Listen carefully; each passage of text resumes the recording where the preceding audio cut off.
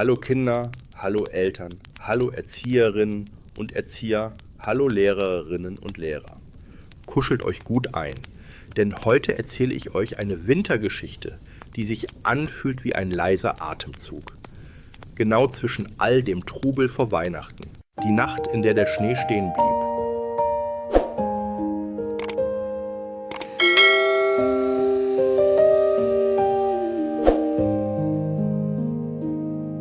Es ist ein Winterabend, wie man ihn sich vor Weihnachten wünscht. Der Wald trägt eine dünne, glitzernde Decke aus Schnee, die Zweige knacken leise und irgendwo in der Ferne klingelt ein Windspiel am Fenster eines kleinen Hauses am Waldrand. Der Himmel ist dunkelblau, so dunkel, dass er fast samtig aussieht. Und darin schweben Schneeflocken.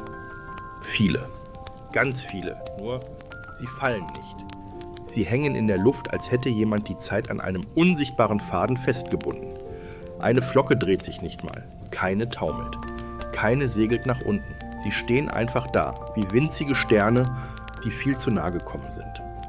Und als der Wind einmal tief einatmen will, bleibt auch er stehen. Stellt euch das mal vor. Schnee, der nicht fällt, Wind, der nicht weht, Geräusche, die sich nicht trauen, laut zu sein. Was würdet ihr als erstes tun? Würdet ihr flüstern oder würdet ihr einfach nur schauen? In einer Tanne, gar nicht weit weg von einer kleinen Lichtung, sitzt Nala, die Eule. Ihr Blick ist wach und rund und selbst sie, die sonst jede Maus im Schnee hören kann, lauscht heute auf etwas anderes. Unten im weichen Schnee tapsen zwei Pfoten vorsichtig, als würden sie die Stille nicht erschrecken wollen. Finn, der Waschbär, mit seinen großen weißen Kulleraugen, die heute noch größer wirken als sonst. Er trägt keine Mütze, aber er friert auch nicht. Denn diese Nacht fühlt sich nicht kalt an, sie fühlt sich angehalten an. Finn bleibt stehen, schaut hoch und sein Mund klappt einen Spalt auf. Nala, siehst du das auch? Ich sehe es. Und ich höre es. Aber ich höre doch gar nichts. Genau das meine ich. Finn blinzelt. Eine Schneeflocke schwebt direkt vor seiner Nase. Er hebt langsam eine Pfote, so langsam, als würde er durch Honig greifen und stupst sie an. Die Flocke bewegt sich ein winziges bisschen und bleibt dann wieder stehen. Als hätte sie sich erschrocken und gesagt, oh, ich war ja eingefroren in der Luft. Die ist wie festgeklebt. Oder wie eingeladen. Eingeladen wohin? In die Stille. Auf der Lichtung ist noch jemand. Bruno der Dachs kommt aus seinem Bau, weil er dachte, er hätte etwas verpasst. Neben ihm trottet Mira das Reh, elegant wie immer, aber heute mit einem Blick, der ganz weich ist, als hätte sie etwas erkannt, bevor es jemand ausgesprochen hat. Und dann, ganz hinten, huscht Pina, die Waldmaus, mit einem winzigen Schal um den Hals, den sie aus einem Faden gemacht hat, den sie im Herbst gefunden hat. Pina bleibt abrupt stehen, als sie den Himmel sieht. Oh nein! Was denn, Pina? Ist was passiert? Ich glaube, der Himmel hat die Schneeflocken vergessen. Oder er hält sie fest. Mira, das kleine Reh, antwortet direkt auf Finns Frage. Vielleicht wartet er. Alle schauen auf nach oben und niemand lacht. Niemand macht einen Witz, nicht mal Finn, der sonst aus jeder seltsamen Sache ein kleines Abenteuer machen will. Denn diese Nacht fühlt sich nicht wie ein Rätsel an, das man lösen muss. Sie fühlt sich eher an wie eine Decke, die man vorsichtig über sich zieht. Nala breitet ein kleines bisschen ihre Flügel aus, nicht zum Fliegen, nur um das Gefühl von Raum zu prüfen. Der Wald ist still, aber nicht leer. Ich mag das nicht, wenn Dinge nicht so sind, wie sie sein sollen. Manchmal ist das, so wie es sein soll, genau das, was uns müde macht. Finn nickt, obwohl er es noch nicht ganz versteht. Aber warum ist es denn so? Vielleicht, weil wir alle so schnell waren. Schnell? Wir sind doch Tiere. Wir machen doch nur Winter. Pina zählt nervös mit ihren Pfötchen. Naja, Vorräte, Wege, nochmal hierhin, nochmal dorthin, noch schnell das Nest polstern, noch schnell die Futterstelle checken, noch schnell... Noch schnell leben. Das sagt Finn und als er es sagt, zucken seine Ohren, weil er merkt, das war irgendwie wahr. Und da passiert etwas ganz Kleines. Eine Schneeflocke direkt über der Lichtung beginnt sich zu drehen. Nur ein Hauch und dann bleibt sie wieder stehen, als hätte die Zeit kurz geblinzelt. Habt ihr das gesehen? Ja, Die Nacht spricht, aber sehr leise. Ich will nicht, dass die Nacht spricht. Ich will, dass sie Nacht ist. Finn schaut wieder hoch. Vielleicht ist das hier eine Nacht, die uns zeigt, wie es ist, wenn nichts drängelt. Wenn sogar der Schnee nicht drängelt. Und jetzt passiert etwas, das im ersten Moment fast komisch ist. Aber nur, weil wir es gar nicht mehr gewohnt sind. Niemand rennt. Niemand plant. Niemand fragt, was müssen wir jetzt tun? Stattdessen setzen sie sich hin. Bruno setzt sich schwer in den Schnee, als würde er sonst die Stille aus Versehen zerdrücken. Mira legt die Beine zusammen und atmet aus, langsam. Pina klettert auf einen kleinen Stein, um besser sehen zu können, und hält dabei ihren Schal fest. Nala bleibt auf einem niedrigen Ast sitzen, damit sie alle im Blick hat. Und Finn?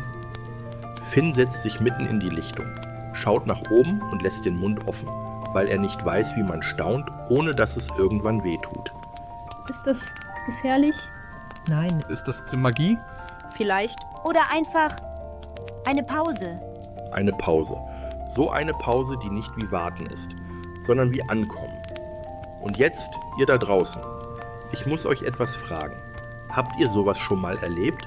Einen Moment, in dem ihr plötzlich gemerkt habt, oh, ich war die ganze Zeit schnell und jetzt bin ich kurz still. Wenn ja, schreibt mir das gerne in die Kommentare. Was war das für ein Moment? Wo wart ihr und wer war bei euch? Auf der Lichtung atmen die Tiere gemeinsam, nicht absichtlich. Es passiert einfach. Der Himmel hängt voller Flocken, wie ein Bild, das jemand noch nicht fertig gemalt hat. Und in dieser unfertigen Winterwelt fühlt sich plötzlich alles sehr fertig an. Genau richtig. Finn flüstert noch einmal, mehr zu sich als zu den anderen. Wenn der Schnee stehen bleiben kann, dann darf ich das vielleicht auch. ja. Und die Nacht sagt nichts dazu. Sie bleibt einfach still und lässt das als Antwort reichen, wenn Winter zu laut war. Die Schneeflocken hängen noch immer in der Luft. Keine ist gefallen, keine gestiegen. Sie sind einfach da, wie Gedanken, die man nicht zu Ende denken muss. Auf der Lichtung ist es so ruhig, dass man fast meint, das eigene Herz hören zu können. Und genau in dieser Ruhe passiert etwas Merkwürdiges. Erinnerungen werden lauter. Nicht hektisch, sondern weich, wie Schritte im Schnee, an die man sich plötzlich erinnert. Bruno, der Dachs, rückt ein kleines Stück näher an die anderen heran. Nicht, weil ihm kalt ist, sondern weil Nähe heute irgendwie leichter ist als sonst. Früher, da mochte ich den Winter nicht besonders. Echt? Aber du hast doch immer gesagt, Winter ist Ruhe. Ja, hab ich. Aber ich hab sie selten gespürt. Bruno schaut nicht nach oben, er schaut auf den Schnee vor sich, als könnte man dort alte Winter sehen, wie Spuren, die nie ganz verschwunden sind. Es war immer so viel. Noch schnell das hier, noch schnell das dort. Noch schnell Vorräte prüfen, noch schnell den Bau sichern, noch schnell alles. Oh ja, und zählen. Immer zählen. 3 Nüsse hier, 4 dort. Ups, eine fehlt. Und dann nochmal von vorn. Genau. Mira hebt langsam den Kopf.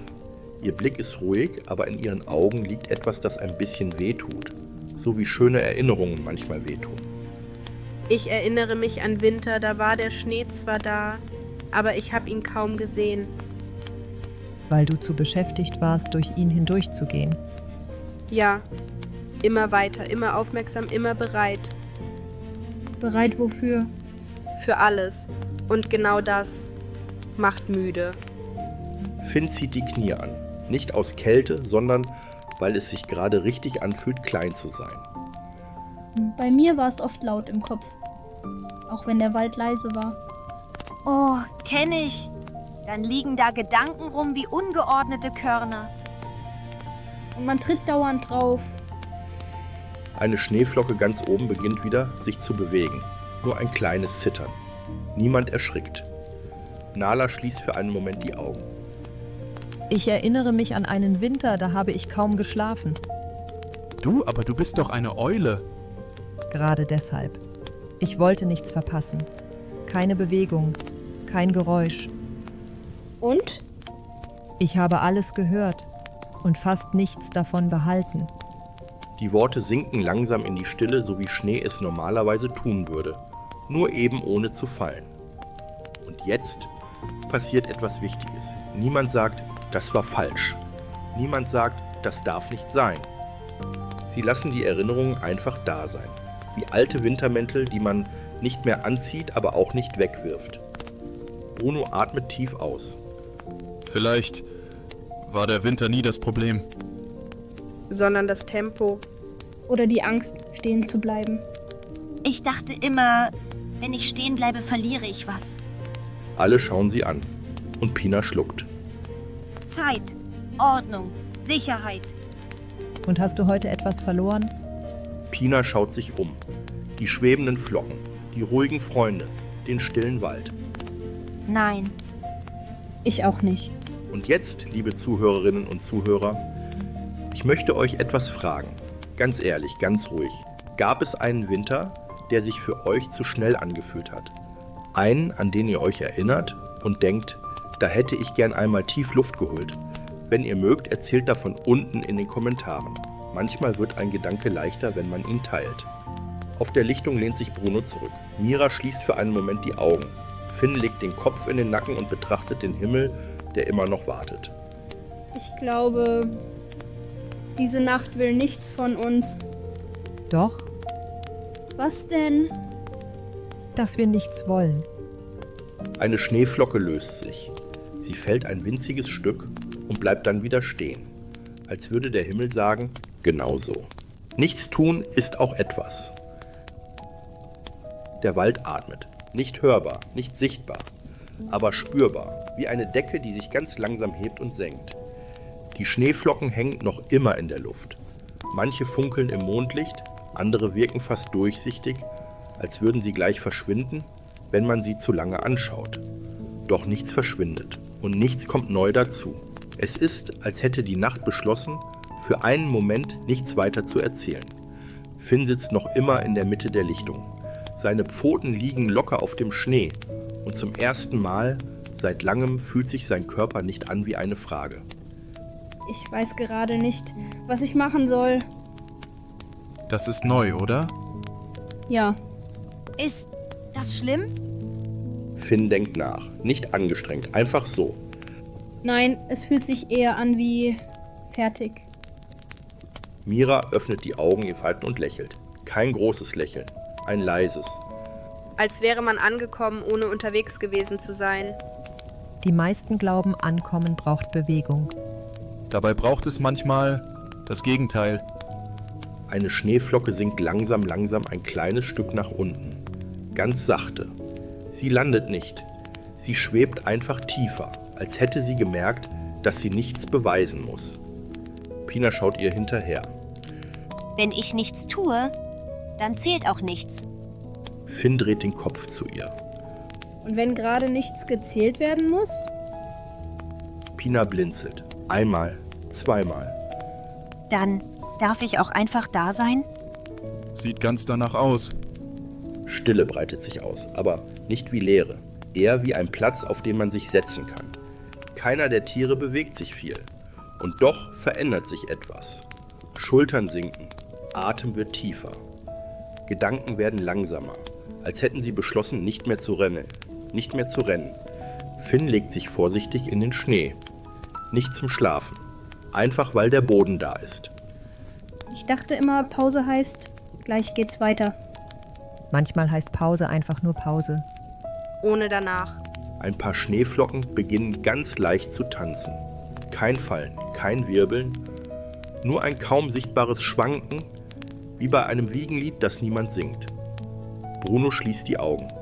Wenn das so weitergeht, könnte ich glatt vergessen, was ich alles wollte. Und wäre das schlimm? Bruno überlegt, dann schüttelt er langsam den Kopf. Nein, es wäre leicht. Jetzt möchte ich euch etwas fragen. Ganz still, ganz ehrlich. Wann habt ihr euch zuletzt erlaubt, nichts zu tun? Nicht zu warten, nicht aufzuschieben, sondern wirklich nichts. Vielleicht war es nur ein Moment, vielleicht nur ein Atemzug. Wenn ihr mögt, schreibt es mir in die Kommentare. Manchmal merken andere dann, ich bin damit nicht allein. Finn schaut wieder nach oben. Meint ihr, der Schnee bleibt jetzt für immer so? Nein, Woher weißt du das? weil Stillstand kein Zuhause ist. aber er kann ein guter Besuch sein. Eine Schneeflocke berührt den Boden. Ganz leise, kein Geräusch, kein Aufprall.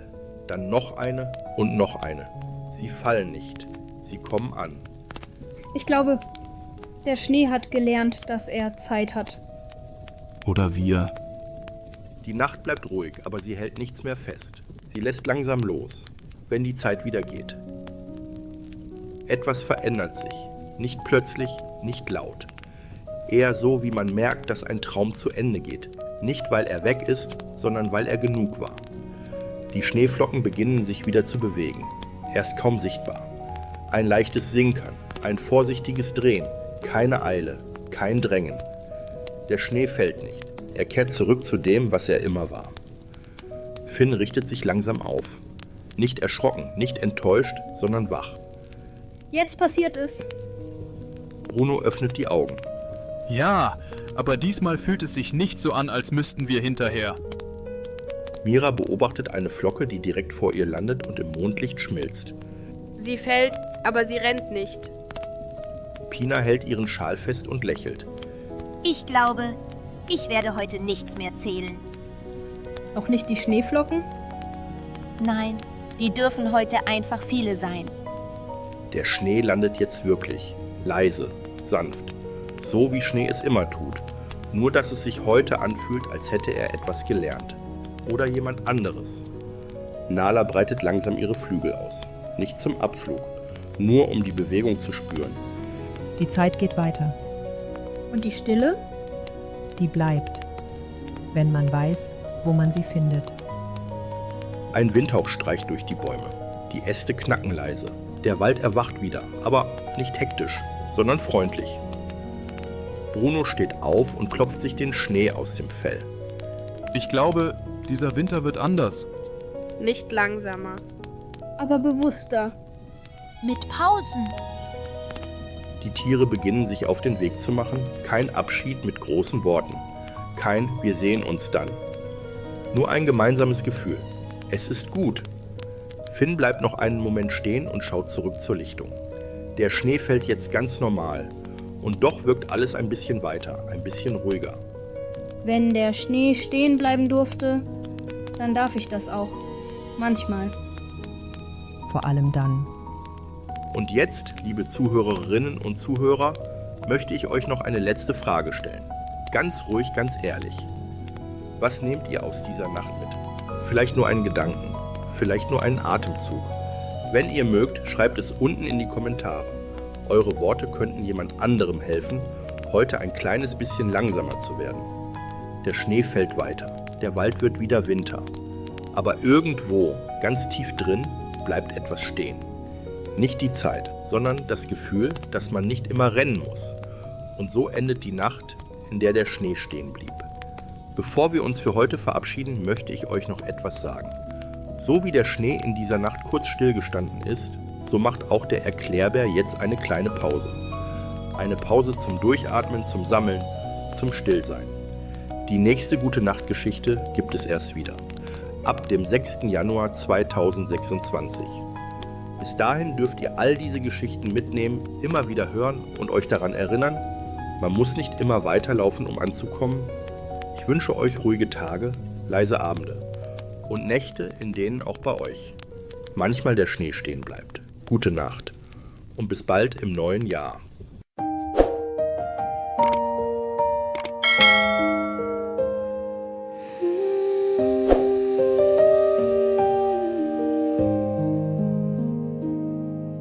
Der Himmel hält den Moment fest. Kein Schritt, kein Laut, kein Muss, nur du und das Jetzt. Der Tag war laut, die Wege weit, zu viele Gedanken, zu wenig Zeit. Doch irgendwo zwischen hier und dort hält die Welt kurz inne, ganz ohne Wort. Die Flocken fallen heute nicht, sie schweben still im Mondlicht, als wollten sie dir sagen, du darfst jetzt einfach sein. Wenn der Schnee kurz still steht und die Zeit leicht leise wird, wenn dein Herz langsamer schlägt und nichts mehr von dir will, dann bleib, atme ein, du bist genau richtig hier. Wenn der Schnee kurz still steht, findet Ruhe zu dir. Kein Morgen, der schon ruft, kein Gestern, das dich sucht, nur dieser sanfte Augenblick, der dich hält und nicht verrückt. Die Nacht zählt keine Fehler mehr, sie fragt nicht nach dem immer mehr, sie legt dir Stille in die Hand, wie warm Schnee auf unbekanntem Land. Wenn der Schnee kurz still steht und die Zeit leise wird, wenn dein Herz langsamer schlägt und nichts mehr von dir will, dann bleib, atme ein, du musst heute nichts verstehen. Wenn der Schnee kurz still steht, darf die Welt warten gehen. Vielleicht muss nicht alles weiter, vielleicht reicht genau jetzt, vielleicht bist du nicht zu langsam, vielleicht bist du nur echt. Wenn der Schnee kurz still steht und der Himmel dich kennt, wenn dein Atem dich trägt, bis der Frieden dich nennt, dann bleib noch einen Moment, du bist nicht zu spät. Wenn der Schnee kurz still steht, hat die Ruhe dich gesehen. Und wenn die Flocken wieder fallen, nimm die Stille mit, sie bleibt bei dir. Auch wenn die Zeit weit